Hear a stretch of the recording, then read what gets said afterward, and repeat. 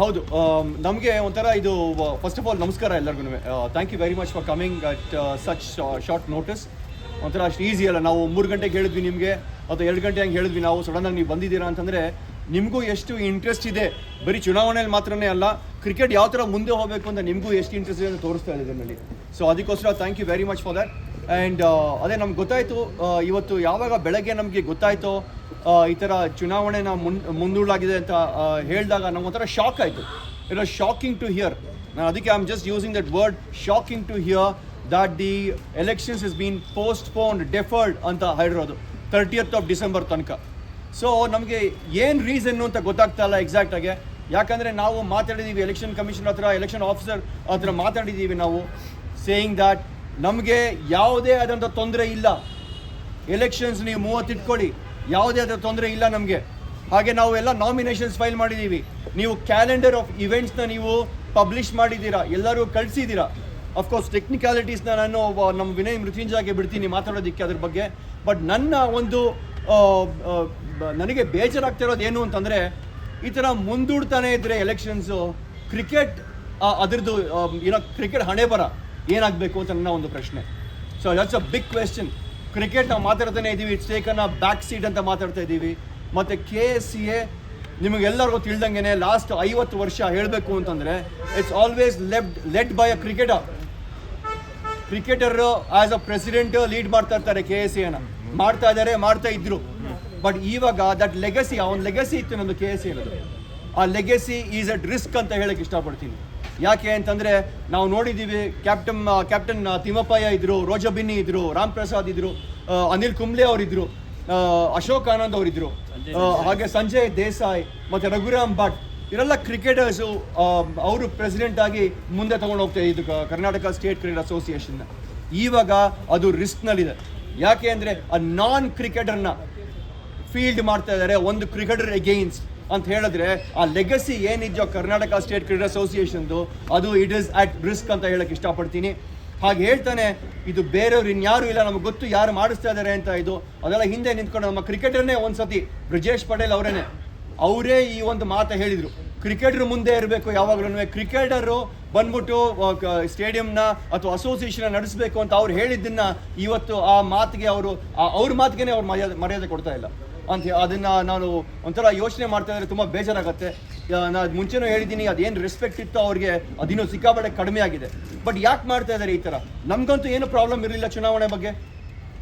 Probably ನಂಗೆ ತಿಳಿದಂಗೆ ಈ ಚುನಾವಣೆಯಲ್ಲಿ ನಾವು ಯಾವ ಥರ ಒಂದು ಕ್ಯಾಂಪೇನ್ ಮಾಡಿಕೊಂಡು ಯಾವ ಥರ ನಾವು ಗ್ರೌಂಡ್ನ ಕವರ್ ಮಾಡ್ತಾ ಇದ್ವೋ, ಬಹುಶಃ ನಂಗೆ ಅನ್ನಿಸ್ತಾ ಇದೆ ಅದರಿಂದ ಸ್ವಲ್ಪ ಅಲ್ಲ ಜಾಸ್ತಿನೇ ಭಯ ಆಗಿದೆ ಅಂತಲೇ ಅನ್ನಿಸ್ತಾ ಇದೆ ಅವ್ರಿಗೆ. ಸೊ ಅದಕ್ಕೋಸ್ಕರ ಈ ಥರ ಎಲ್ಲ ಕುತಂತ್ರಗಳು ಮಾಡಿ ಬಹುಶಃ ಅದನ್ನು ಮುಂದೂಡಿದ್ದಾರೆ ಅಂತ ಅನ್ನಿಸ್ತಾ ಇದೆ ನನಗೆ. ಹಾಗೆ ನಾವು ಕ್ರಿಕೆಟ್ ಮಾತಾಡ್ತಾ ಬೇಕಾದ್ರೆ ನೋಡಿ, ಕ್ರಿಕೆಟ್ ಸರಿಗೆ ನಡೀತಾ, ಸೀಸನ್ ಶುರು ಆಗ್ಬಿಟ್ಟಿದೆ, ಇಂಟರ್ನ್ಯಾಷನಲ್ ಮ್ಯಾಚ್ಗಳಾಗ್ತಾ ಇಲ್ಲ ಇಲ್ಲಿ. ಮತ್ತು ಇವಾಗ ನಾವು ರಿಪೋರ್ಟ್ಸ್ ಪ್ರಕಾರ ಫ್ರ್ಯಾಂಚೈಸ್ IPL ಮ್ಯಾಚ್ಗಳು ನಮ್ಮ ಕೈ ಜಾರು ಹೋಗ್ತಾ ಇರೋ ಒಂದು ರಿಪೋರ್ಟ್ಸ್ನ ನಾವು ನೋಡ್ತಾ ಇದ್ದೀವಿ. ಸೊ ಇವೆಲ್ಲ ವಾಪಸ್ ತೊಗೊಂಬರ್ಬೇಕು ಅಂತಂದರೆ ಅದು ಕ್ರಿಕೆಟರ್ಗಳಿಂದನೇ ಆಗೋದು ಈ ಕೆಲಸ, ನಾನ್ ಕ್ರಿಕೆಟರ್ ಕಡೆಯಿಂದ ಆಗೋದಿಲ್ಲ. ಸೊ ನಮಗೆ ಬೆಂಬಲ ಕೊಟ್ಟಂಥ ಇವರು ಲೆಜೆಂಡ್ರಿ ಕ್ರಿಕೆಟರ್ಸ್, ಜಾವಗಲ್ ಶ್ರೀನಾಥ್ ಆಗ್ಬೋದು, ಕುಂಬ್ಳೆ ಆಗ್ಬೋದು, ಅವರು ಸುಮ್ಮನೆ ಬಂದು ಮಾತಾಡ್ತಾ ಇಲ್ಲ. ಅವ್ರೇನೋ ನೋಡಿದ್ದಾರೆ ಇದರಲ್ಲಿ, ಈ ಒಂದು ಟೀಮ್ನಲ್ಲಿ ಆ ಬಲ ಇದೆ ಅಂತ ಅಂದ್ಕೊಂಡು ನಮಗೆ ವಾಪಸ್ ನಾವು ಸಪೋರ್ಟ್ ಮಾಡ್ತೀವಿ. ಬನ್ನಿ ವೆಂಕಿ, ನೀವು ನಿಮ್ಮ ತಂಡ, ಸುಜಿತ್ ಸೋಮಸುಂದರ್, ಕಲ್ಪನಾ ವೆಂಕಟಾಚಾರ್, ಅವರು ಇಂಟರ್ನ್ಯಾಷನಲ್ ಪ್ಲೇಯರ್, ಅವಿನಾಶ್ ವೈದ್ಯ ಇದು ಆಲ್ಮೋಸ್ಟ್ ಇಂಟರ್ನ್ಯಾಷನಲ್ ಪ್ಲೇಯರ್ ಹೇಳಬೇಕು ಅಂತಂದರೆ, ಹಾಗೆಯೇ AV ಶಶಿಧರ್ ಅವರು ಕ್ರಿಕೆಟರು, ಸುಮಾರು ಜನ cricketers, and farmer administrators of KSCA, Shashidhar ಆಗ್ಬೋದು, ವಿನಯ್ ಮೃತ್ಯುಂಜಯ ಆಗ್ಬೋದು, ಸಿಕ್ಕಾಪಟ್ಟೆ ಎಕ್ಸ್ಪೀರಿಯನ್ಸ್ ಇರೋ ಅಂಥ ಒಂದು ಅಡ್ಮಿನಿಸ್ಟ್ರೇಟರ್ಸು.